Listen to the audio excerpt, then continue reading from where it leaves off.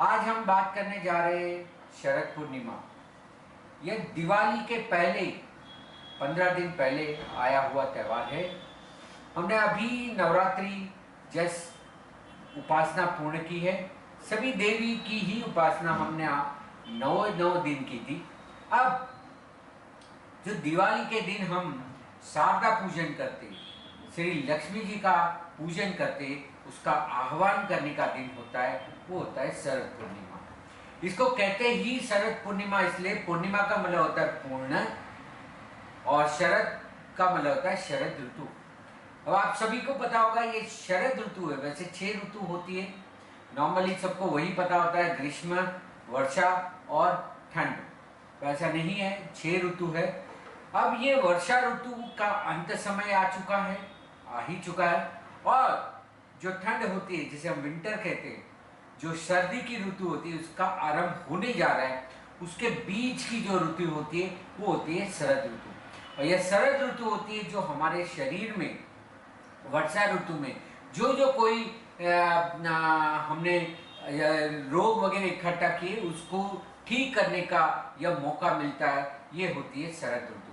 तो यह शरद ऋतु इसीलिए शरद पूर्णिमा कहा जाता है। और शारदा देवी जो लक्ष्मी देवी है, जो स्थिर लक्ष्मी का है, उसका आह्वान करने का दिन होता है, वो होता है शरद पूर्णिमा। इसको बहुत सारे प्रांत में अलग अलग नाम से भी जाना जाता है। जैसे बंगाल में या पूर्वोत्तर राज्यों में इसको कोजागिरी कहते हैं। मतलब कि ये देवी को पूछा जाता है कि कहाँ जा रही है, तो बोलते हैं कि मैं भक्तों के घर जा रही हूँ। इसको रास पूर्णिमा भी कहते हैं, क्योंकि कहते हैं कि व्रज में आज के दिन, पूर्णिमा के दिन, कृष्ण सब गोपियों के साथ रास खेलते, इसलिए रास पूर्णिमा भी कहते हैं। इसको कुमार पूर्णिमा के नाम से भी जानते हैं। तो अलग अलग प्रांतों में इसका अलग अलग नाम है। पर इसका विशेष महत्व इसलिए होता है कि ये पूर्ण चंद्र होता है, फुल मून जिसे कहते हैं। ये बड़ा चंद्रमा दिखाई देता है, क्योंकि पृथ्वी सूर्य से बहुत करीब होती है। जो पितृपक्ष अभी हमारे पूर्ण हुए, जिसमें हम सूर्य की उपासना करते, पितृ की उपासना करते, वही अभी चंद्र पृथ्वी के इतने करीब होता है, चंद्रमा पृथ्वी के इतने करीब होता है कि आपको चंद्रमा का विशेष बहुत अच्छा शुभ प्रभाव मिलता है। इसीलिए ये चंद्र बहुत ज्यादा तेजस्वी होता है। सबसे ज्यादा इसमें मैग्नेटिक चुंबकीय किरण रहते हैं, जो आपके लिए, आपके स्वास्थ्य के लिए सबसे उत्तम होता है। ये बहुत ही ऊर्जाशील समय होता है, दिन होता है, जिसमें आपका चंद्रमा, जिनका कुंडली में भी चंद्रमा वीक है, उनके लिए भी यह बहुत श्रेष्ठ दिन होता है कि चंद्रमा की किरण जो है वो हमें लेनी है, वो हमारे अंदर उतारनी है। अब इसका महत्व होता है रात्रि को, क्योंकि रात को चंद्रमा निकलता है। अब देखिए, समय भी नोट कर लीजिए, 9 तारीख को, 9 अक्टूबर, इस साल 9 अक्टूबर 2022 को शरद पूर्णिमा है। और वो पूर्ण रात्रि तक रहने वाली, रात को, मतलब जो हमारी 9 तारीख है, रविवार है, पूरा दिन रहेगी। और रात को भी 1:40 तक आपकी पूर्णिमा है।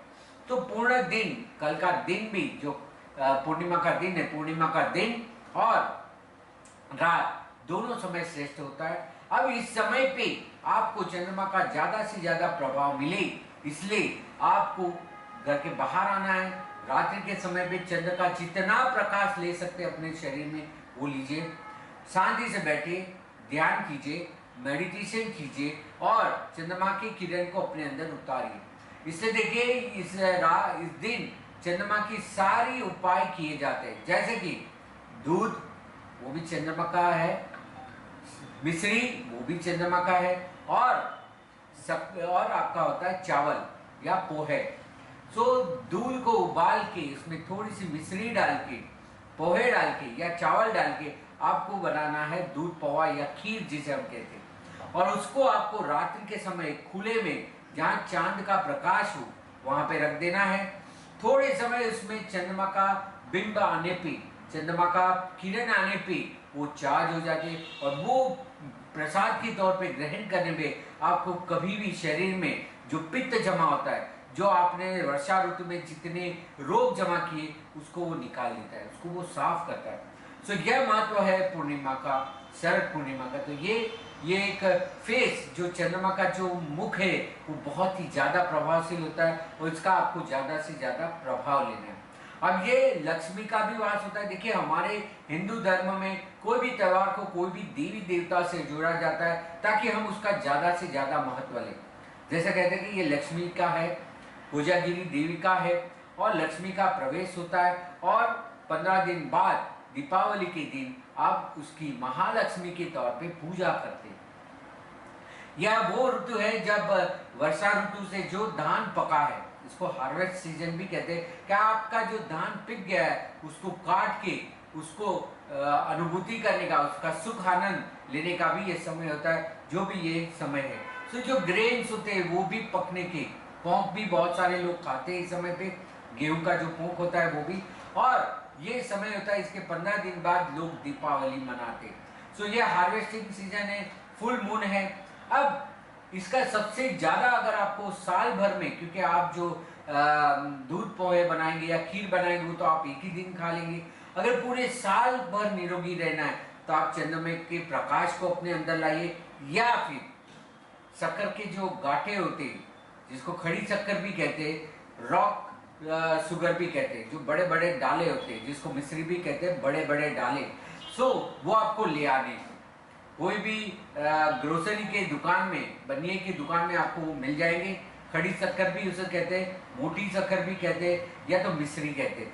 उसको ले आने आप 100 ग्राम लाइए, 500 ग्राम लाइए, आधे किलो लाइए, 1 किलो लाइए, और उसको रात्रि भर अगर आपकी छत है या टेरेस है उसमें खुला रख दीजिए। उसमें जितनी चंद्रमा के प्रभाव आएगा, प्रकाश आएगा, वो ग्रहण कर लेगा, और फिर पूरे साल भर में उसको आप यूज कर सकते हैं। अगर रोज यूज नहीं करना है तो जब कभी भी बीमारी हो, खांसी हो, बुखार हो, पित्त हो, पेट की गर्मी हो, बहनों को जो मासिक धर्म में तकलीफ आती है उनके लिए भी ये बहुत है, अच्छा है। जिनको लीवर की तकलीफ है, पाचन तंत्र मंडल, लीवर की तकलीफ है, पेनक्रियास जिसको हम स्वादुपिंड कहते हैं, जो शर्करा उत्पन्न करती है, अगर किसी को स्वादुपिंड की तकलीफ है, पेनक्रियास की तकलीफ है, लीवर की तकलीफ है, जिनको भी किडनी के भी कोई तकलीफ है, आयुर्वेद में इसके जैसा अच्छा उपाय कोई नहीं कहा गया। आयुर्वेद में तो जो चीनी हम उपयोग में लेते हैं वो बिल्कुल ही मना करते हैं। वो कहते हैं कि आपको अगर इस्तेमाल करना है या गुड़ कीजिए या तो फिर मिश्री को कीजिए।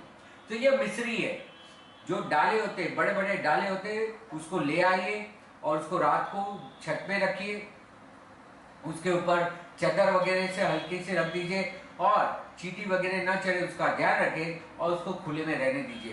पूरी रात वो चार्ज हो जाएगी, चंद्रमा की चांदनी में, प्रकाश में वो चार्ज हो जाएगी। उसके अंदर जितने मैग्नेटिक वेव्स है, जितनी ऊर्जा है वो सारी भर जाएगी, और पूरे साल भर जब कभी भी बीमार हो, जब कभी पित्त की तकलीफ होती है, पित्त के लिए ये सबसे पित्तनाशक कहते हैं जो मिश्री होती है।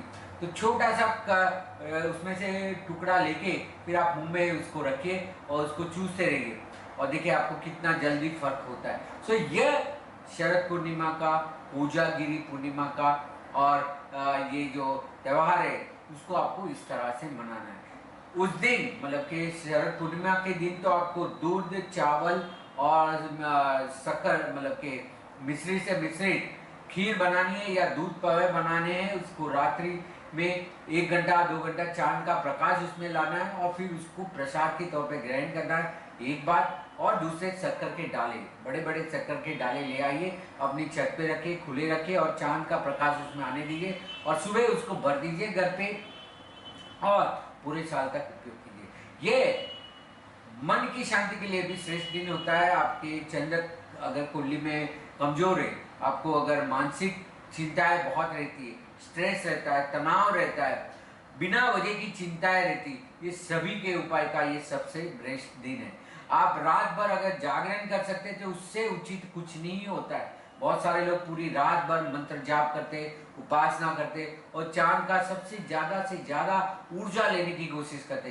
तो अगर यह कर सकते तो भी बहुत अच्छा है। कोई भी मंत्र कर लीजिए, कोई भी मंत्र जिसको आपको सिद्ध करना है उसका भी ये बहुत अच्छा दिन है। और धन प्राप्ति के लिए, लक्ष्मी प्राप्ति के लिए भी यह दिन जो है, वो रात जो है, शरद पूर्णिमा की रात जब चांद पूर्ण होगा, उस दिन, उस रात आप जितनी पूजा उपासना शांति करेंगे, शांति से बैठेंगे, ध्यान करेंगे, आपको इससे अच्छा फल कहीं नहीं मिलेगा। तो यही बताने के लिए, इसी का ज़्यादा से ज़्यादा इस्तेमाल करने के लिए मैंने यह वीडियो बनाया। जो भी ज़रूरी सामान है वो आप इकट्ठा कर लीजिए, कल उसका भरपूर उपयोग करें और पूर्णिमा का सबसे ज़्यादा लाभ लें। और इसीलिए यह वीडियो बनाया। आशा रखता हूँ कि आप जरूर करेंगे और पूरे साल भर स्वस्थ और निरोगी रहेंगे। यही जानकारी देने के लिए यह वीडियो बनाया था। ऐसे ही अधिक जानकारी के लिए आप मेरे व्हाट्सएप नंबर पे, यहाँ पे दिए गए हुए व्हाट्सएप नंबर पे मुझे संपर्क कर सकते हैं, मार्गदर्शन कंसल्टेशन ले सकते हैं। मेरी वेबसाइट, मेरी जो फेसबुक पेज है या इंस्टाग्राम पेज है डीएम एस्ट्रोलॉजी या धर्मेश मेहता, वहाँ पे भी आप फॉलो कर सकते हैं। मेरा यूट्यूब चैनल या जो जिस पे आप वीडियो देख रहे हैं डीएम एस्ट्रोलॉजी, यदि नहीं सब्सक्राइब किया तो जरूर इसको सब्सक्राइब कीजिए, लाइक करिए, दूसरों को शेयर कीजिए और इसी तरह से अधिक जानकारी पाइए, प्राप्त करें और दूसरों को भी फैलाइए। इसी आशा के साथ धन्यवाद, नमस्कार।